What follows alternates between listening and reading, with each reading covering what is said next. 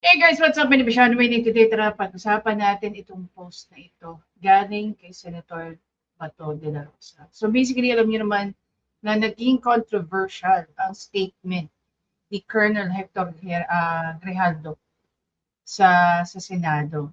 Okay? So, nung pinatawag siya ng paulit-ulit ng Duwagcom, hindi na po siya nakakapunta. Bakit? Okay, bakit? So even before we get into that, punta muna tayo dito. Ayan. Pakinggan natin yung mga pinagsasabi dito ng napakagaling na si Gonzales and Zamora. I just want to make sure.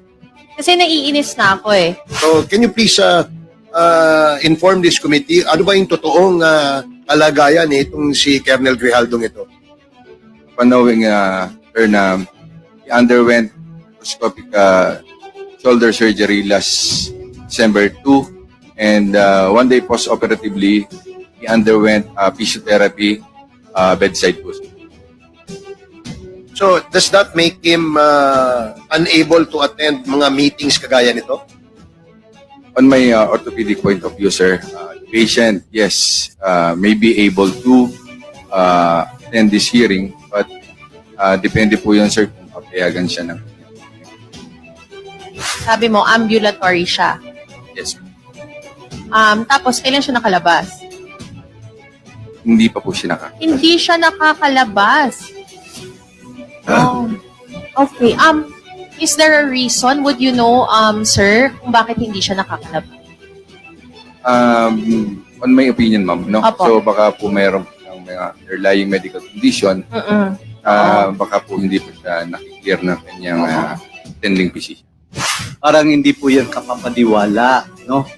At meron po akong broken. Alam niyo yung statement ng mga to, kala mo hindi mga tao.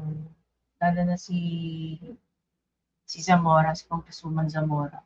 Naiinis na siya. So sa inis niya, dahil hindi ka pupunta, imagine niyo, no? May medical condition yung tao, si Colonel Hector. Tapos, ganyan yung ginagawa nila. Tao pa ba ito mga to? May tutuloy pa bang mga tao itong mga to? Sige nga. Broken shoulder sa basketball also. At therapy lang po yan. Hindi po yan inihiga. Utangin na ito, akala mo kung sino? Doktor ka ba? Doktor ka ba? Hindi naman lahat ng tao pare-pareho eh. Pare-pareho ng kondisyon, pare-pareho ng sitwasyon. Diba?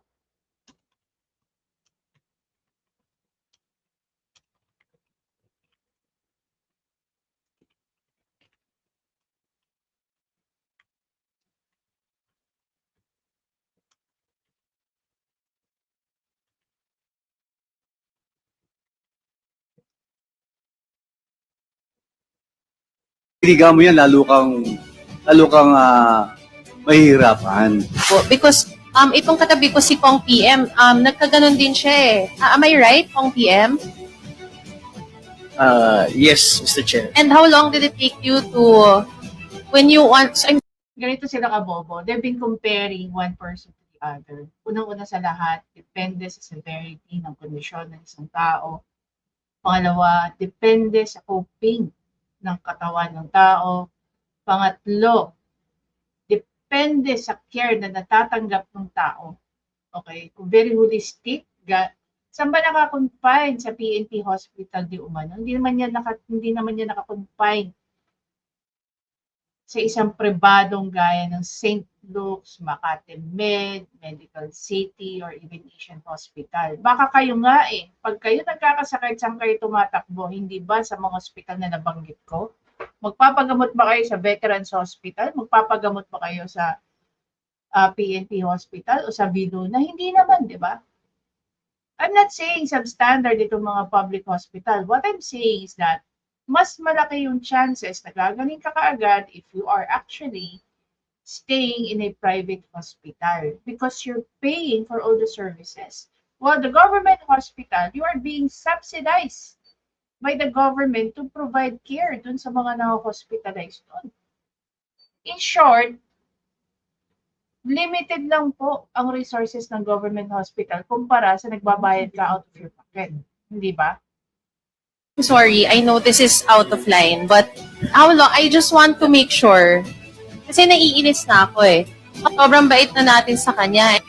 Sumusobra na siya. This is, I believe, his fourth time with the indulgence of all the chairmen that I move to cite Colonel Hector Grijaldo in contempt. Seconded. Okay.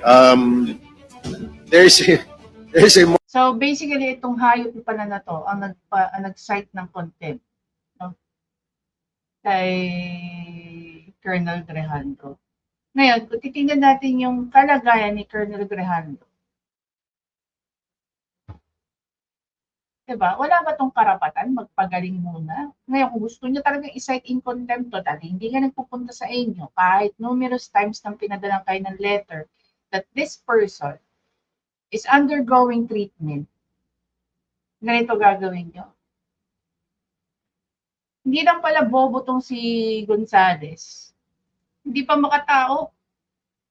Di ba? O, balik tayo dito.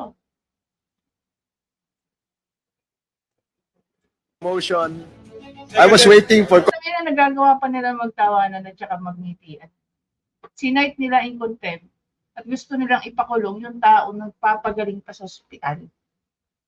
Congressman Paduano to do that, but anyway, so there is a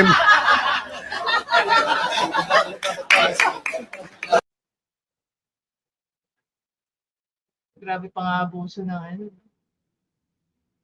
Grabe na pa nga abuso ng mga to sa ano nila. sinight niya ng contempt. Mr. Chairman, is the invitation for, this is the third time, invitation for Police Colonel Grijaldo. He was So- issued a show cause order. So, kung halimbawa pala, yung mga pinapatawag nila dyan sa Senado, nakaratay na. Nakaratay sa higaan. Possible na may mga nakakahawang sakit pa. Ipipilit nila na pumunta dyan yung tao?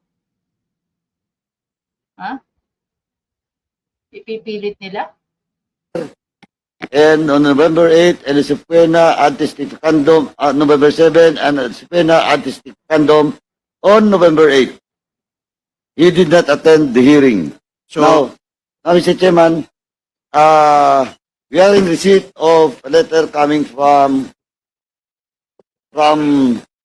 the Chief of Orthopedic Department of the PNP, Krame, from Police Colonel Dominic Guevara, and he's stating that the medical condition of Police Colonel Grijaldo, I would like to read the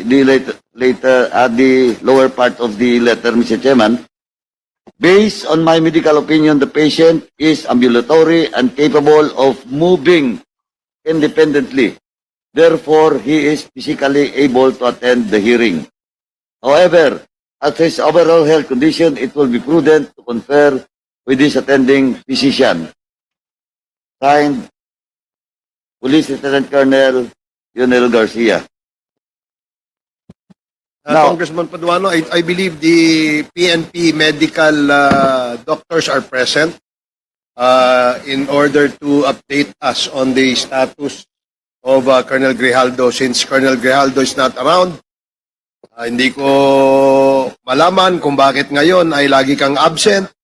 Samantalang ikaw ay tinatawag ng kapulungang ito ng 4 na beses, pero sa Senado, 1 beses ay ikaw ay nag-attend. So, may we know the name of the physician of the Philippine National Police?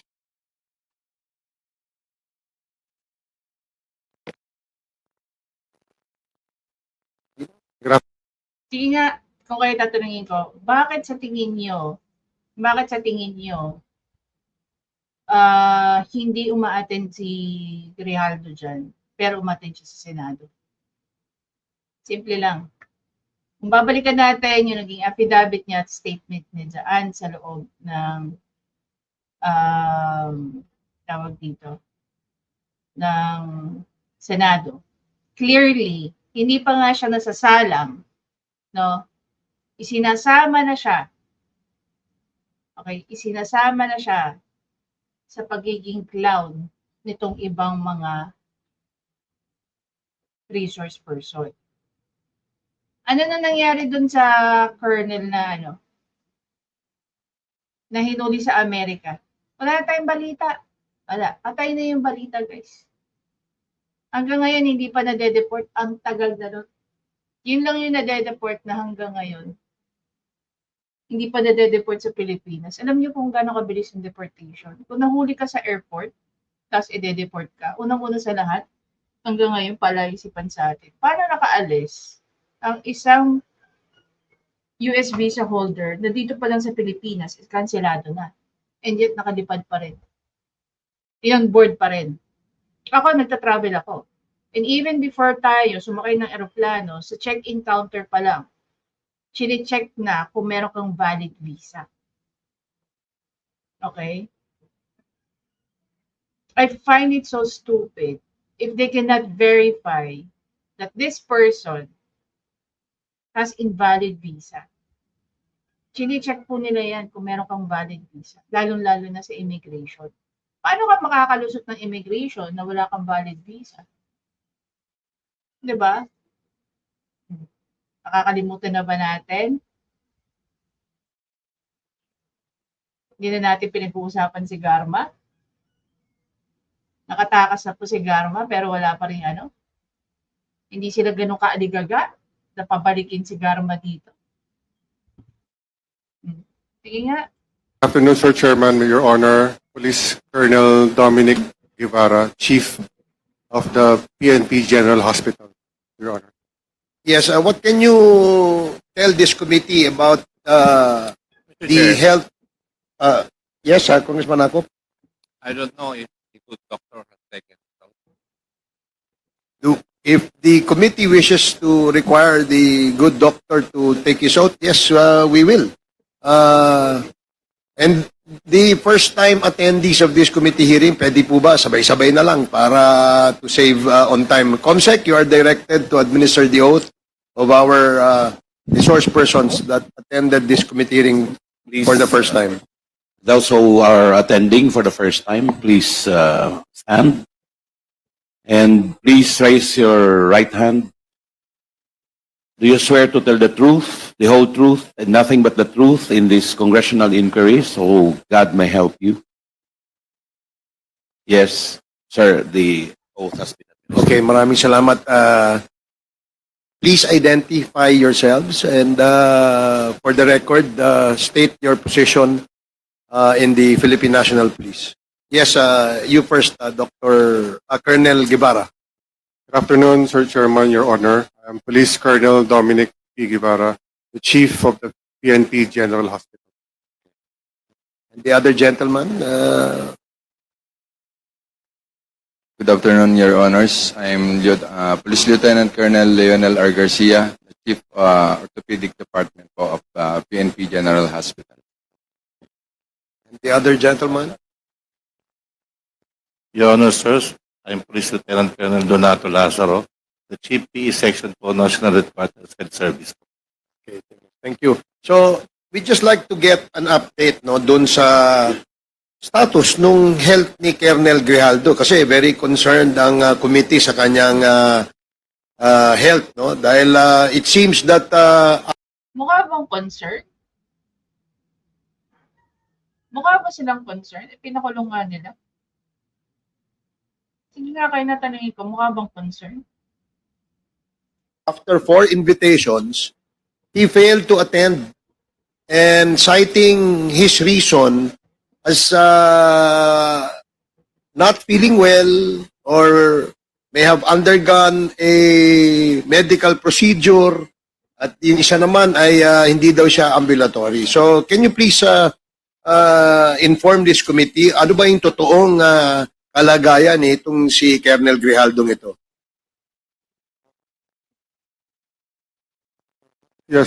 Yes, Your Honor, Sir Chairman. Last December 3, the Directorate for DPRM of the PNP sent a memo for the PNP Health Service to conduct a validation and a medical evaluation on the condition of Police Colonel Grijaldo, he was presently confined at a Pasig Health Facility. So due to that, December 5, the health service were able to dispatch a medical team to conduct such a procedure for a medical evaluation. And here with me, together with me, is Lieutenant Chief of the Orthopedic Section of the PNP General Hospital, and he will be the one to explain further the evaluation that was conducted on Colonel Grijaldo. Thank you, sir. Mr. Chairman. Okay, thank you, Colonel Guevara. Colonel Garcia, the head of the orthopedic department ng PNP General Hospital. Yes, Your Honor. Okay, please inform this committee. Your Honor, last December 5, we went to Pasig Doctors Medical Center to assess the orthopedic condition of Police Colonel Grijaldo. So upon checking the patient is awake, coherent, cooperative, and ambulatory. And upon knowing, sir, na he underwent arthroscopic shoulder surgery last December 2, and one day post-operatively, he underwent physiotherapy bedside po, sir. So, does that make him unable to attend mga meetings kagaya nito? On my orthopedic point of view, sir, the patient, yes, may be able to attend this hearing. Take note of the word that he used there. Maybe. Maybe. He did not say yes. He did not say no, but maybe. Bakit? Dahil hindi naman siya ang attending physician.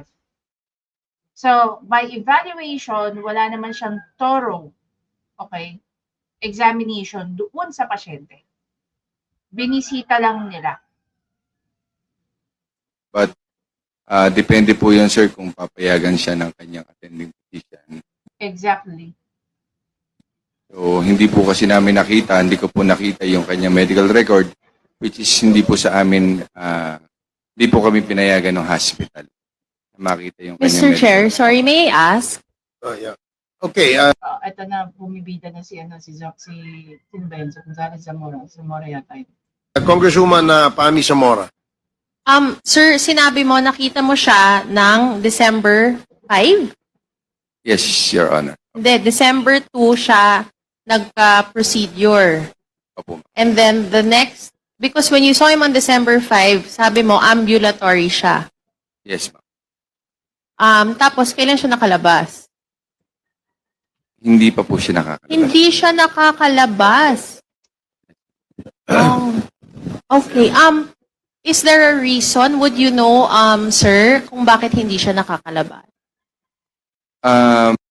Okay ba yung hindi nakakalabas sa hindi pa lumalabas? Hindi pa siya nade-discharge sa hospital? On my opinion, ma'am, no? Opo. So, baka po mayroon pa siyang mga underlying medical condition na baka po hindi pa siya nakiklear ng kanyang attending physician. Baka acute stress disorder. Oo. Okay. And, so, Bakit sinabi ni Zamora yon? Kasi yun yung nangyari. No, yun yung nangyari kay Attorney Zuleika Lopez. This person is actually, by saying that, mocking Attorney Zuleika Lopez. Only because nakaupo kayo dyan, you really think you can bully? You can only bully people? if the procedure was December 2, because itong katabi ko si Kong PM, Ito na yung pagmamagaling niya. She is actually comparing one patient to the other. Ganyan siya feeling magaling, feeling matalino, and all. Doon sa lahat po ng healthcare na nanonood dito sa atin. Diba? I'm not a doctor, I'm not even a nurse. The only thing that I am, sabihin na lang natin, one step forward or ahead dito kay Zamora, I took up nursing. I have a first-hand experience of seeing same diagnosis or prognosis but different coping time, different approach. Diba? Hindi po pare-pareho kung ang diagnosis niyan ganito, ganyan, ganun. Pare-pareho ang approach. And take note, it was not just a minor surgery na pwede mong gawin outpatient. Yung ibig sabihin, pag sinabi ko outpatient, one-day surgery. Pag binuksan yung balikat mo, pwede ka nang umalis. Paano kung yung balikat na yun, dominant arm pala niya? Side ng dominant arm niya. Oh. So yung dominant arm niya, very important para sa kanya. Bakit? Kasi ginagamit niya po yun, arm na yun, mostly sa kanyang trabaho. Nagkaganon din siya eh. Am I right, Pong PM? Yes, Mr. Chair. And how long did it take you to, when you want, I'm sorry, I know this is out of line, but how long, I just want to make sure, kasi naiinis na ako eh. Putang ina mo ka. Mga doktor na yung nasa harapan ninyo, making their expert opinion about that situation, about the status, no, health status of their patient. Diba? How long did it take you from your procedure to go back home? It took me 2 days, Mr. Chair. Okay, 2 days. Mr. So, Chairman. okay. Mr. Chairman? Yes, SDS Gonzales.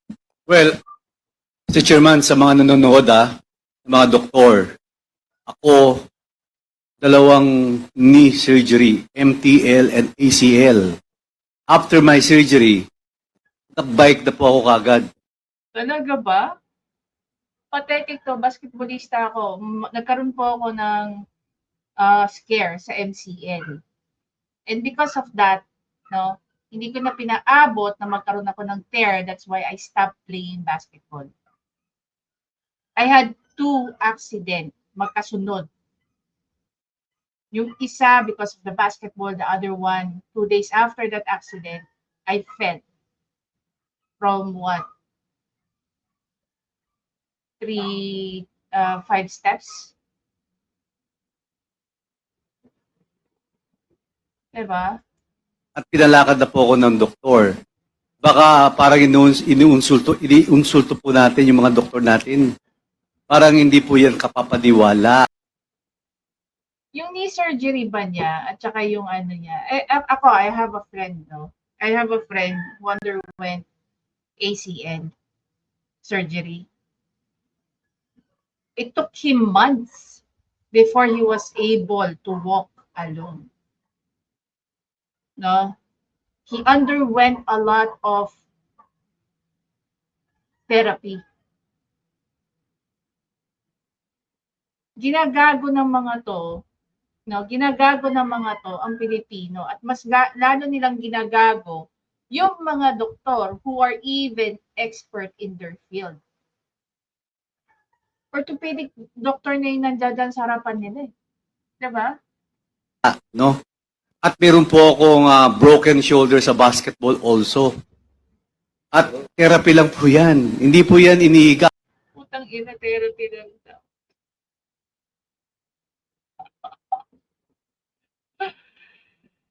Tinerapi lang ba yun? Inoperahan na nga eh. Oh, inoperahan na. Pag iniga mo yan, lalo kang mahihirapan. Kaya baka nanonood po yung mga doktor dito sa ating bansa o sa ibang bansa, eh baka tatawanan po tayo pag yung mga... Hindi nga, by now, tinatawanan ka nila. Hindi na lang yung nanonood eh, yung mga nasa harapan mo, pinagtatawanan ka na. Dahil nagmamagaling kayo and you know nothing about those procedures. We're not expert. This is why pinatawag nyo sila, di ba? Because you want to hear their expert opinion about the medical situation of Colonel Geraldo. Now, hindi sumasang-ayon sa inyo yung sinasabi ng mga doktor. This is why you are making a defense out of what? Dahil gusto nyo nga i-contempt. Yan si Colonel Geraldo. Imagine niyo lang guys, no? Yung simpleng tinanong lang kayo, kung sino ang authorizing authority. Yung mga abogado nga hindi nasagot eh. Mga abogado na yan. Abogado sa abogado nagtanungan. Hindi nasagot. May mga doktor ba sa inyo dyan? To make a possible to make an expert opinion? Way better than the recommendations ng mga doktor na nasa harapan ninyo. Diba? Dapat ba kayong paniwalaan ng mga Pilipino sa mga pinagsasabi nyo? By now, I'm telling you, by now, pinagmumura na kayo ng mga naging pasyente ng ACL, ng broken shoulder. Diba? So dahil may nainis na isang congresswoman, even if ganun ang sitwasyon ng isang pasyente, ipapasayip nila in contempt.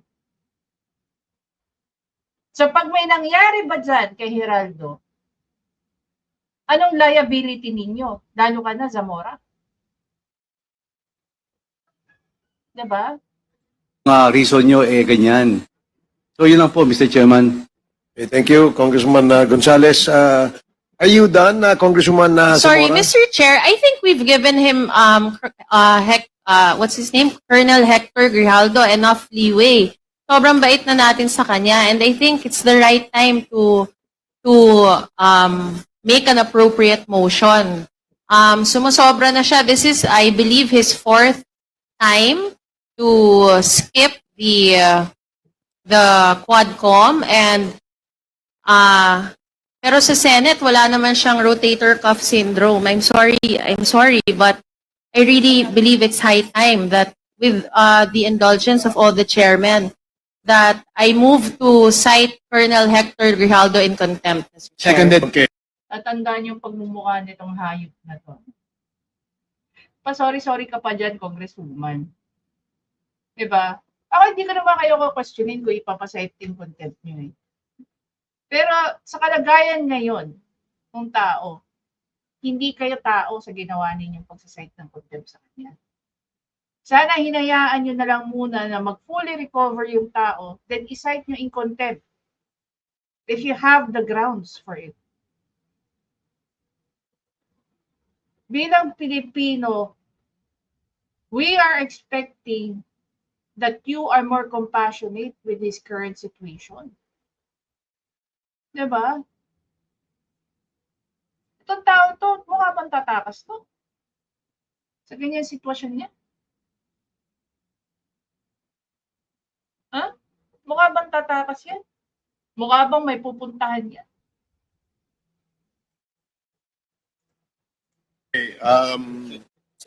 There's a motion. I was waiting for Congressman Paduano to do that, but Grabe, no? Nagagawa pa nila magtawanan.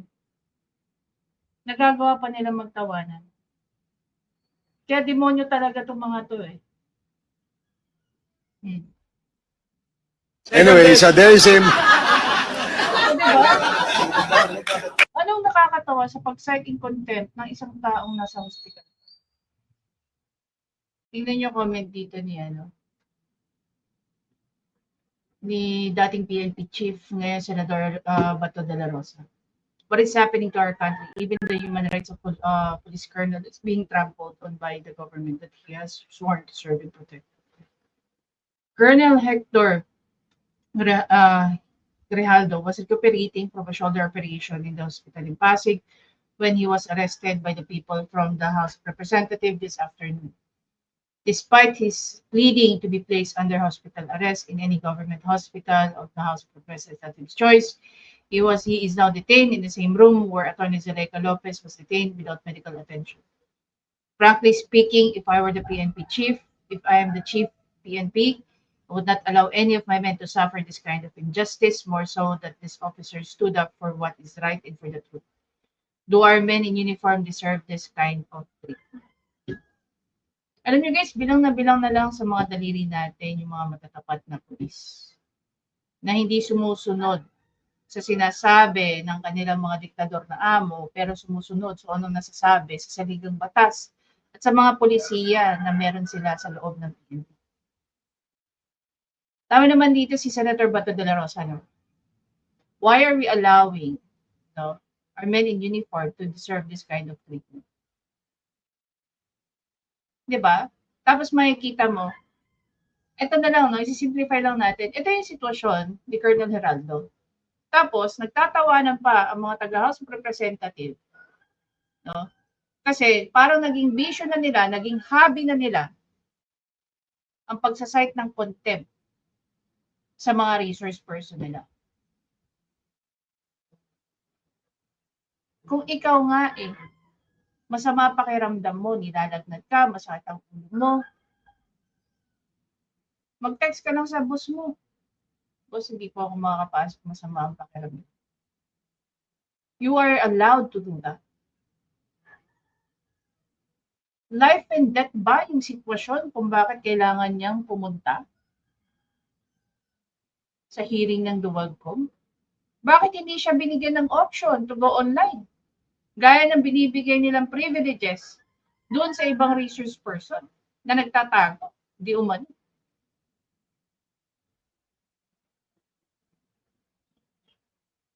Alam mo, understatement na nga, gasgas na sa atin yung abuse of power na ginagawa dyan sa House of Representatives.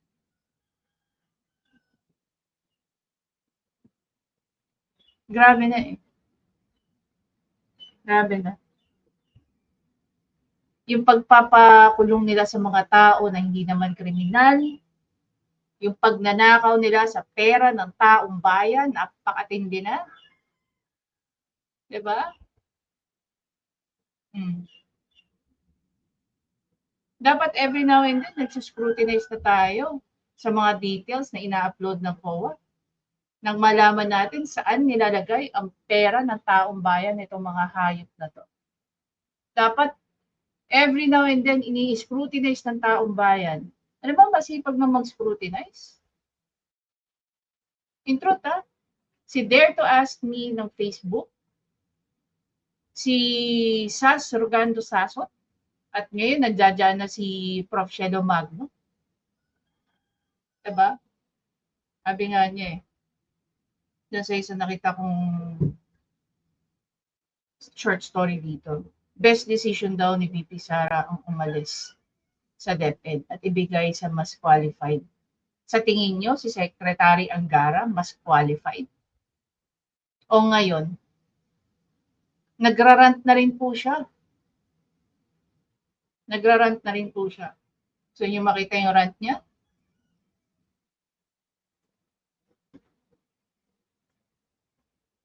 Kung bakit binabaan yung pondo niya?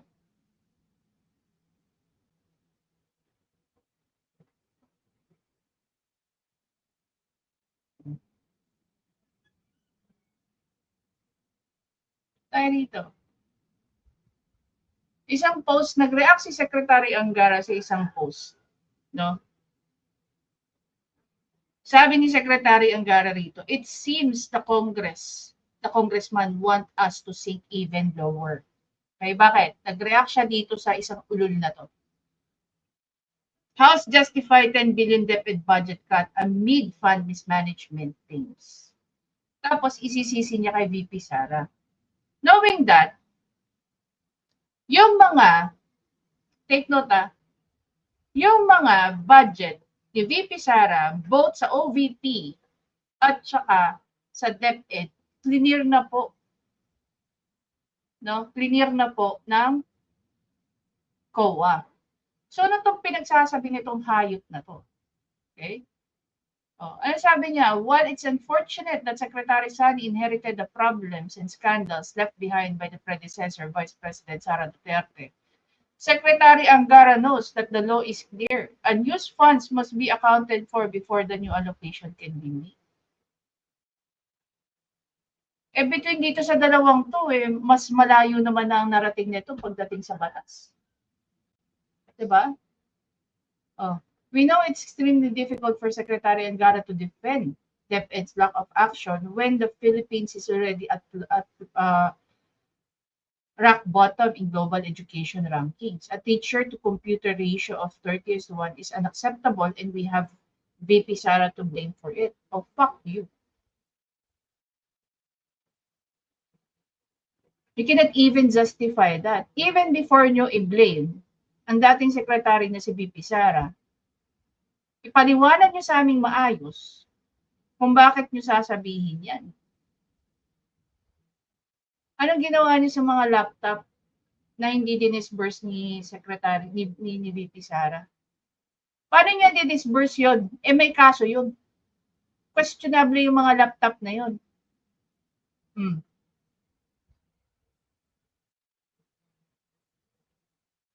At sa tingin nyo, walang in-inherit na scandal at issue itong si VP Sara nung siya yung nag-take over ng DepEd? Eh wala nga siyang ginawa kundi linisin yung mga issue ng DepEd eh. Sige nga. Oh. Kaya dun sa mga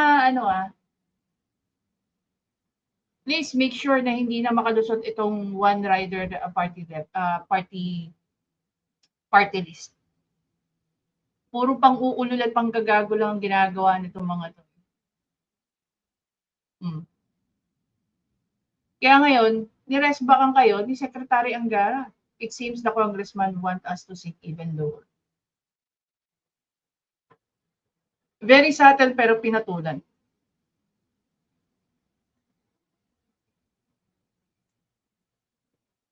Diba? Kayo, kung makikita niyo yung congressman ninyo, parang ginagawa na lang hobby ang pagpa-file ng ang pag-cite ng contempt. No? Even if ganun yung kalagayan ng mga kapulisan. Sige nga.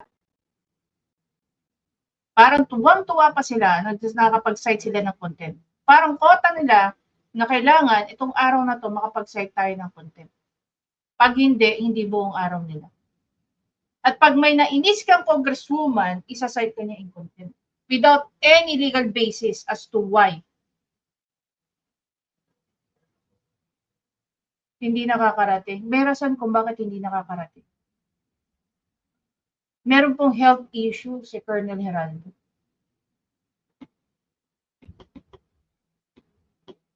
Kung sa inyo yan gawin, baka para kang biik na nag-iiyak dyan, di ba? I just feel so sorry for our kababayans that they have to be treated like shit. Parang hindi na tayo mga tao. Parang wala na tayong mga